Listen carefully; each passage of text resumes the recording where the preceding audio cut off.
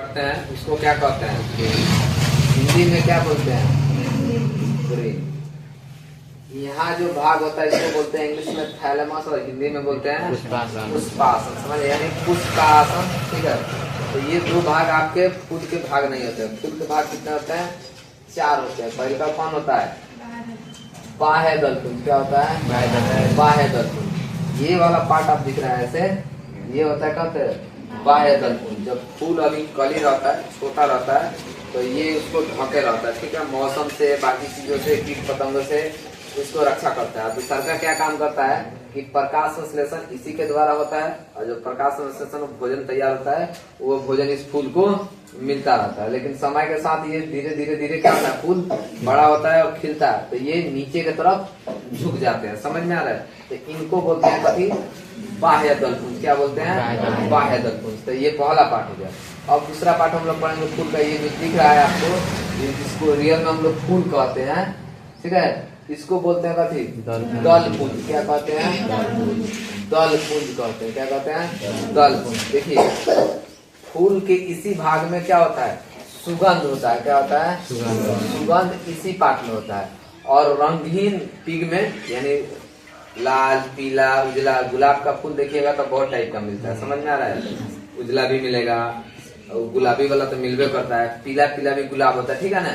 यानी इसी का, यही किसी का दलपुंज, उन लोगों का क्या है, दलपुंज का कलर चेंज रहता है। समझ में आ रहा, अलग अलग रहता है, दलपुंज का कलर चेंज रहता है। ये होता है दलपुंज। और इसमें से एक वो पत्ता उखाड़ेंगे, पूरे समूह को दलपुंज कहा जाता है। एक को उखाड़ेंगे तो क्या कहेंगे, एक को क्या बोलेंगे, पेटल। वही पंखुड़ी, क्या बोलेंगे, पंखुड़ी बोलिए या पेटल बोलिए। दलपुंज के एक पंखुड़ी को क्या बोलेंगे, पेटल, ठीक है ना, या पंखुड़ी।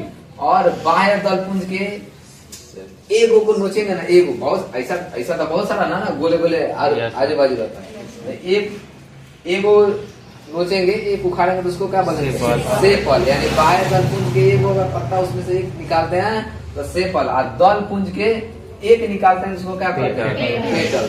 तो ये फूल का एक भाग ये बाह्य दलपुंज, दूसरा का हो गया दलपुंज। ये फूल वाला भाग जो रंगीन होता है, समझ रहे हैं ना, पंखुड़ी, इसी को आप सूंघते हैं। समझ में आ रहा है, हाँ, इसी को, यही रंगीन होता है।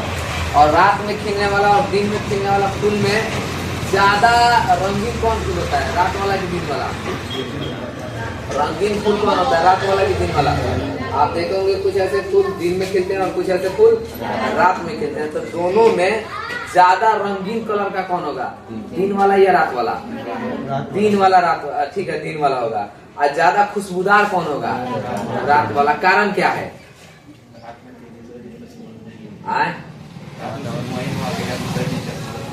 नहीं, देखिए, इसलिए कि फूल, ये फूल का जो ये बाह्य दलपुंज है, ये किसको अट्रैक्ट करता है, तो कीट पतंगों को अट्रैक्ट करता है। समझ में, आकर्षित करता है। इसलिए इस पे आके कीट पतंग क्या करते हैं, बैठते हैं, ठीक है ना।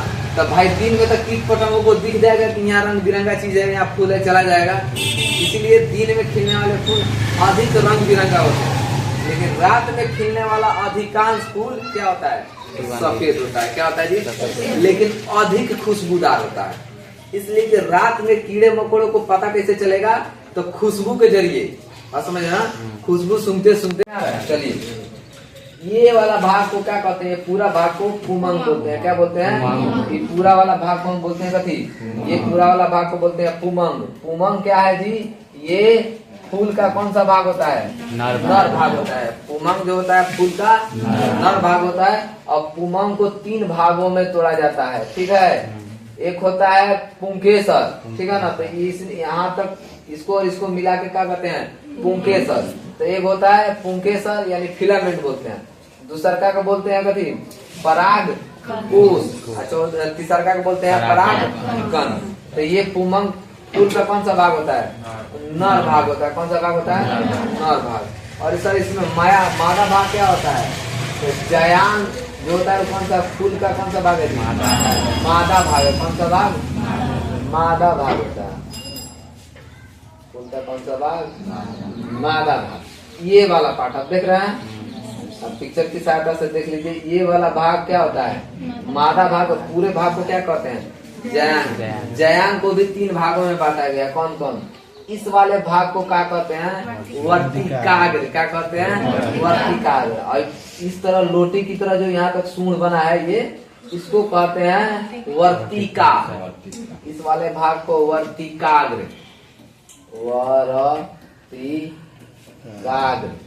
इस वाले भाग को कहते हैं वर्तिका। इस वाले भाग को क्या बोलते हैं? अंडाशय। ठीक है ना? अंडाशय के अंदर कौन रहता है? अंडाणु रहता है। समझ में आया फूल? ठीक है। कहाँ तक? वर्तिकाग्र तक पहुँचने का जो क्रिया है उसी को क्या कहते हैं? परागन कहते हैं। क्या कहते हैं? परागन। परागन दो तरह के होते हैं, एक होता है स्वपरागन, एक होता है पर परागन। जब उसी पेड़ का परागकण उसी पेड़ के किसी फूल के वर्तिकाग्र तक, या उसी फूल के, क्या कि एक पेड़ पर बहुत सारे फूल लगते हैं, तो पेड़ से हमको मतलब है, ठीक है ना? हो सकता है एक पेड़ पर 10 फूल लगे हैं, तो इस फूल का परागकण इसी फूल के वर्तिकाग्र तक न जाके इसी डाली पर खिलने वाला किसी दूसरे के फूल के वर्तिकाग्र तक पहुंच गया तो क्या हो जाएगा? स्वपरागन। समझ में आ रहा है? यानी पेड़ वही होना चाहिए, फूल वही हो, चाहे उसके बगल वाला हो। ठीक है ना? तो परागकण का वर्तिकाग्र तक पहुंचने की जो क्रिया होती है उसको क्या कहते हैं?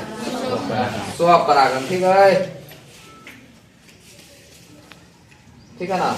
और इसी का परागकण किसी दूसरे पेड़ का परागकण किसी दूसरे पेड़ के वर्तिकाग्र तक, किसी फूल के वर्तिकाग्र तक पहुंच जाता है तो उसको क्या कहेंगे? पर परागन। ये कोई लंबा चैप्टर है नहीं, इतना समझ गए?